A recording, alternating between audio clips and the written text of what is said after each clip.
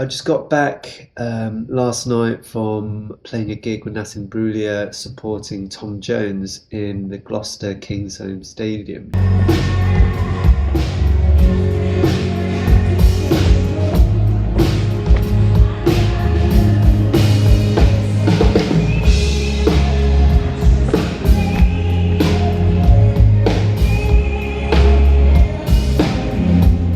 On the journey home, I was thinking about this in my head, about digital versus analog, the forever debate. I was weighing up the pros and cons and why I really happy with my choice with using digital amp modelers and pedals as opposed to analog amps and pedals. So I'm going to go through some of the points in my head to what I think is a benefit to lean more towards digital modelers. First one is being able to switch amps on the fly.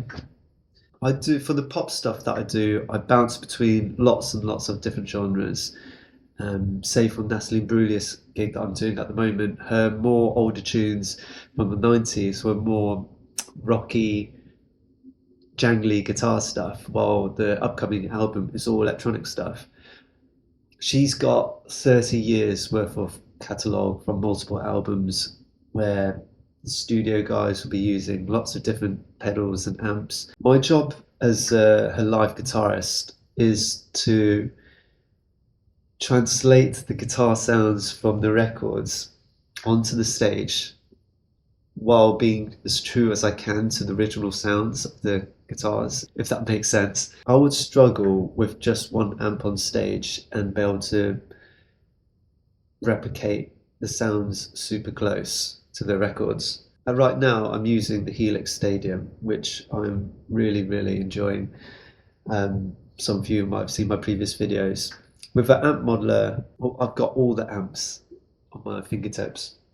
I'm able to jump from a Fender to a Marshall to a Vox to a Hi-Watt, like all within 2 clicks, and have the ability to really get as close as I can to the original records. The second point why I really love digital modeling, and especially the more newer ones like Helix Stadium, I think this is also available on the Quad Cortex as well, is you can easily adjust the signal flow. There's a song called That Day by Nat. Or maybe if I could play a little bit.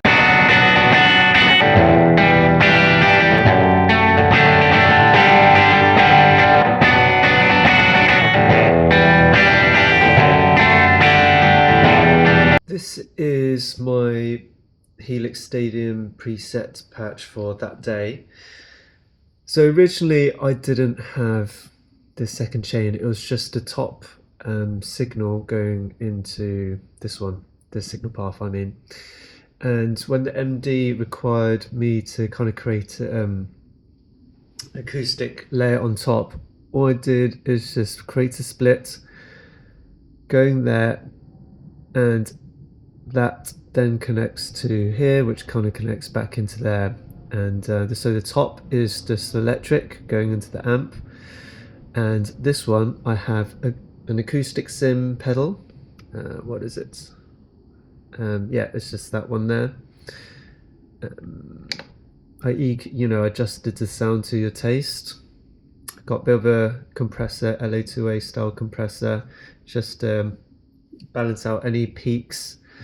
And what do I have here? I have a parametric EQ, and to roll off all the bottom end of the acoustics, because the track will sound is very full when in the chorus, when this acoustic sim kicks in, and you don't want any low end that will get in the way of the guitar, of the electric guitars and of the other instruments. So if it's a very full instrumentation, I normally roll off as much low end that I can get away with. I only want the toppy percussive sounds of the acoustic guitar for what I'm doing for this song. So now I'll quickly play through both sounds so you can hear the difference.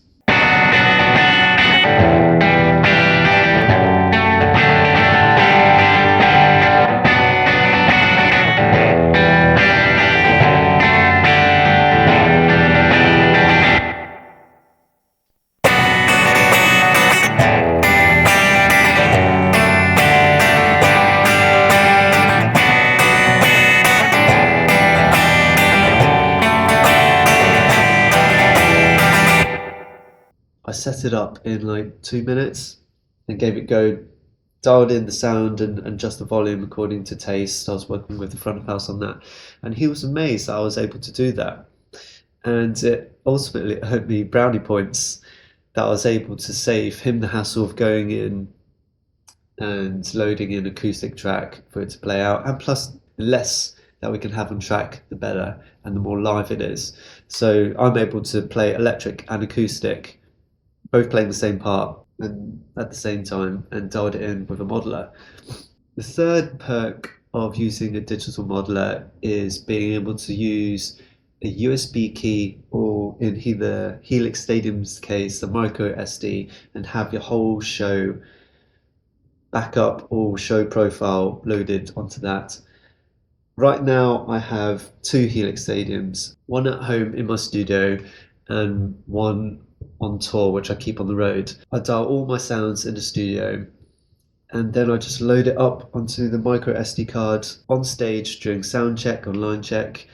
I just load everything on, and yeah, everything just works just as I want it to. Previously, I was using Kempers, and I had two Kempers, and you do exactly the same thing with a USB key. I find that absolutely incredible. I feel like almost like a DJ when they just have their show on the USB key. They just turn up, load it in, and off they go. If that was an analog setup, I would constantly have to carry my pedal boards and amps home, between home and tour, if I need to build any sounds for new songs or anything like that. My next point I'd like to make, that I think digital modeling is pretty reliable in terms of live, and it's easy to switch if anything goes wrong.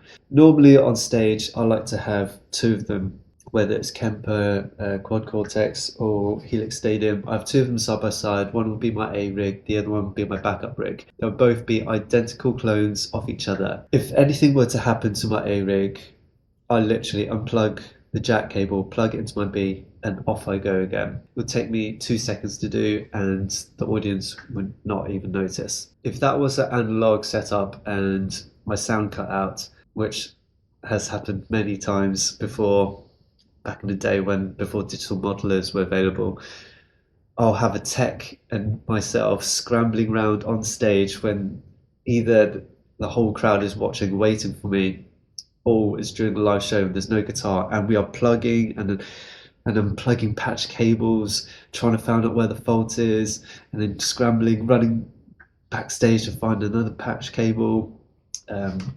It's a mess. It is really embarrassing actually when that happens, because you're literally just panicking on stage and everyone could see you. With this, it is just generally so smooth. You have a moment of panic, like, oh shit, something's gone wrong, but you know in your head all you have to do is just plug in the B-rig and off you go again.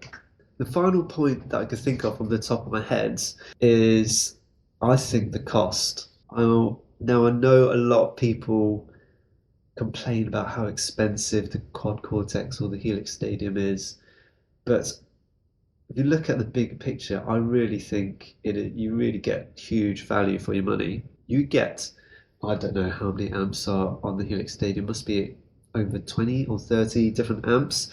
Imagine buying that many amps. You'll be broke, and the space you need to store that stuff. You know, not everyone needs 20 different amps, but if you do something like me, a session musician, or you do function stuff, weddings, where you're bouncing between lots of different style of music, I think it's a no-brainer. If my stadium got damaged, I would do next day delivery, order immediate stadium. I'll have my backup micro SD card, load it in, and it would be like if nothing has ever happened, minus the bit of hit on the wallet. Talking about damage, recently I did a gig in Warsaw and I flew my Martin Acoustic. It's an OMJM, the John Mayer model. So it's a nice Martin. Flew it out to Warsaw via BA and opened it up the other end at the hotel, and the headstock has snapped. Just to let you know, that does happen when gear gets damaged on flights. You don't know how it's treated when it's in the hold. So here's my little take on the whole digital versus analog world. In an ideal world, I would love loads of analog gear, but I personally don't have the space, and I don't think I need it anymore. I love digital gear, and I think that it sounds really amazing. Yeah, it doesn't feel exactly the same. When I go on stage, I'm not playing for me, I'm playing for the audience, and I'm playing, I'm serving the artist. And the artist and the audience, they can't hear any difference. So thank you so much for listening to Bivel Rant. I'm trying just a slightly different format, since I'm really struggling with the whole editing side of YouTube. I thought I would just do a bit more off the cuff talking. In my head, I feel I might be more motivated to do more videos if I don't. I'm overwhelmed by the mountain of editing and making it super slick, but I just want to get my points across. And well, let me know if you enjoy this kind of format. So if you're interested, please subscribe, and I'd love to hear your thoughts, whether you're analog or digital, and what your arguments are for it. And I'll see you soon in the next video. Cheers!